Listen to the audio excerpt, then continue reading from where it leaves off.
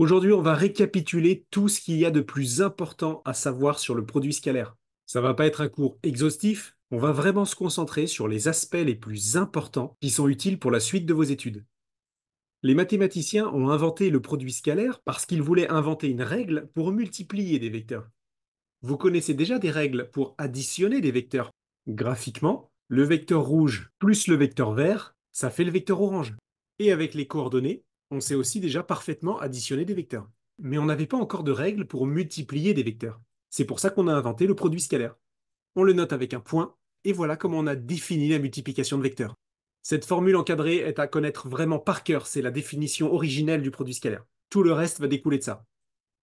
On prend la norme du premier vecteur, multipliée par la norme du deuxième vecteur, multipliée par le cosinus de l'angle entre les deux vecteurs.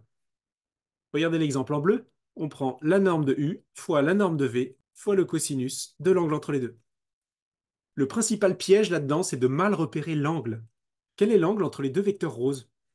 Vous êtes nombreux à prendre un angle ici, mais non, c'est pas celui-là qu'il faut prendre. Pour bien repérer l'angle, je vous conseille toujours de redessiner vos vecteurs en les faisant partir du même point de départ. Ça permet de ne pas se tromper. C'est l'angle en vert qui est correct ici. Ou l'angle bleu. Peu importe quel vecteur vous avez translaté, faites-les partir du même point pour repérer l'angle. Un cas qui n'est pas évident aussi au départ, c'est quand vous devez multiplier un vecteur par lui-même. Quel angle vous allez mettre dans le cosinus? C'est-à-dire quel angle fait un vecteur par rapport à lui-même? Ben, c'est 0 degré. Quand deux vecteurs sont dans le même sens, l'angle entre les deux, c'est 0 degré. Et cos de 0, ça fait 1. Donc si vous mettez un vecteur au carré, ça revient à calculer sa norme au carré. C'est pareil. Et si un jour vous rencontrez deux vecteurs qui sont de sens opposé, l'angle à utiliser, c'est 180 degrés. Maintenant, une autre info importante. La norme d'un vecteur, c'est toujours positif. Mais le cosinus d'un angle, ça peut être positif ou négatif. Ceux qui ont fait de la trigonométrie le savent peut-être déjà. Donc, le signe du produit scalaire dépend uniquement du signe du cosinus. Si vous avez un angle aigu entre vos deux vecteurs, c'est-à-dire inférieur à 90 degrés, le cosinus sera positif, et donc le produit scalaire sera positif. Au contraire, si vous avez un angle obtus entre les deux vecteurs, plus grand que 90 degrés, votre cosinus sera négatif, et donc le produit scalaire aussi. Et enfin, le cas intermédiaire, si vous avez un angle droit, parfaitement égal à 90 degrés, alors cos de 90 degrés, ça fait 0, et donc tout le produit scalaire aussi vaut 0. Retenez bien ça, c'est extrêmement utile en pratique. Quand vos deux vecteurs sont à angle droit, le produit scalaire sera toujours nul. Et inversement, si un jour vous calculez un produit scalaire et que ça fait 0, alors c'est sûr que les vecteurs sont à angle droit. On dit que les vecteurs sont orthogonaux. Une autre info qui peut être utile, c'est que la multiplication par produit scalaire aura très souvent les mêmes propriétés qu'une multiplication classique. Par exemple, l'ordre n'a aucune importance. U scalaire V, c'est pareil que V scalaire U. C'est comme quand on fait 2 fois 3, c'est pareil que 3 fois 2. Vous pouvez aussi appliquer la distributivité, comme on fait avec des nombres classiques. Ça va très bien marcher. Et vous pouvez même rencontrer des identités remarquables, avec des vecteurs et des produits scalaires. Ça marche aussi. La façon dont on a inventé la multiplication de vecteurs nous permet de réutiliser tout ce qu'on fait d'habitude avec des multiplications classiques sur les nombres. Et ça, c'est cool. Ça va rendre tous les calculs avec des produits scalaires plutôt naturels. On vient de voir une première méthode pour calculer un produit scalaire avec des normes et avec un angle, mais il y a une deuxième méthode qui sera beaucoup utilisée aussi pour calculer un produit scalaire quand on aura les coordonnées des vecteurs. Cette formule que j'encadre en rouge, elle est un peu abstraite, vous allez comprendre avec un exemple. Ici, vous avez deux vecteurs que j'ai pris parfaitement au hasard et on connaît leurs coordonnées. Pour calculer le produit scalaire, il suffit de multiplier les coordonnées sur la ligne du haut et d'ajouter la multiplication sur la ligne du bas. Ça fait moins 2 plus 12, donc 10. Le produit scalaire égale 10.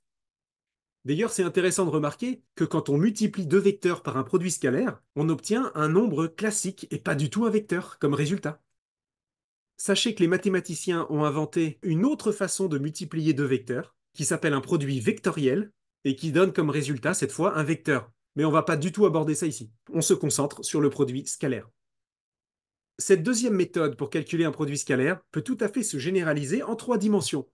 Dans ce cas-là, vous avez un repère avec trois axes, et donc chaque vecteur contient trois composantes, ici en colonne. Pour calculer le produit scalaire, il suffit de rajouter un troisième terme qui correspond à la troisième ligne. Et ça marche très bien aussi. Actuellement, vous faites de la géométrie en 2 dimensions en première et de la géométrie en 3 dimensions en terminale, ce qu'on appelle de la géométrie dans l'espace, et plus dans le plan. Regardez en haut, si vous voulez, la formule générale. On rajoute un troisième terme avec les troisièmes composantes. Alors une petite remarque qui peut être importante en post-bac, cette méthode de calcul avec les coordonnées ne fonctionne que si l'on utilise un repère orthonormé, c'est-à-dire un repère dont les axes sont perpendiculaires avec la même échelle pour les graduations. En fait, c'est les repères classiques qu'on rencontre quasiment tout le temps. Maintenant, si vous devez retenir une seule chose de cette vidéo, c'est quel est l'intérêt du produit scalaire. La principale situation qui va vous faire utiliser un produit scalaire dans les années qui vous attendent, c'est pour tester un angle droit. L'orthogonalité, c'est justement quand vous avez un angle droit entre deux objets. Deux droites peuvent être orthogonales, sans forcément se couper d'ailleurs, comme les deux droites rouges en bas. Et deux plans peuvent aussi être orthogonaux. La face avant d'un cube et la face du dessus d'un cube, par exemple. Les deux plans assurés en bleu clair. Alors on va rester en 2 dimensions pour faire plus simple. Est-ce que le triangle ABC est rectangle? Alors visuellement, il a l'air d'être rectangle au point B. Mais si on veut être vraiment sûr, il faut faire un calcul pour vérifier. Une première méthode, c'est d'utiliser la réciproque du théorème de Pythagore. Mais il va falloir calculer les trois longueurs des trois côtés. C'est long, ça va prendre du temps. Donc on va utiliser notre nouvel outil, le produit scalaire. Pour ça, on va inventer deux vecteurs qui sont parallèles à nos deux côtés. Le vecteur AB et le vecteur BC. Quand on a les coordonnées des points, c'est très facile de retrouver les coordonnées d'un vecteur. Pour AB, on fait 5 moins moins 1, ça fait 6, et 2 moins 3, ça fait moins 1. Pareil pour BC, 4 moins 5, ça fait moins 1, et moins 4 moins 2, ça fait moins 6. Il ne nous reste plus qu'à calculer le produit scalaire de nos deux vecteurs. Là aussi, ça va très vite avec les coordonnées, et on obtient 0. Si le produit scalaire vaut 0, c'est qu'on a forcément un angle de 90 degrés entre les deux vecteurs. Donc le triangle est bien rectangle en B. On a un moyen rapide de tester si un angle est droit ou pas. Évidemment, vous pouvez aussi montrer que deux droites sont perpendiculaires avec un produit scalaire nul. Si je vous avais demandé est-ce que la droite AB est perpendiculaire à la droite BC, on aurait fait le même calcul, et en constatant que le produit scalaire vaut 0, on aurait pu répondre oui, les deux droites sont bien perpendiculaires. C'est vraiment ça l'application majeure du produit scalaire, c'est un testeur universel d'angle droit.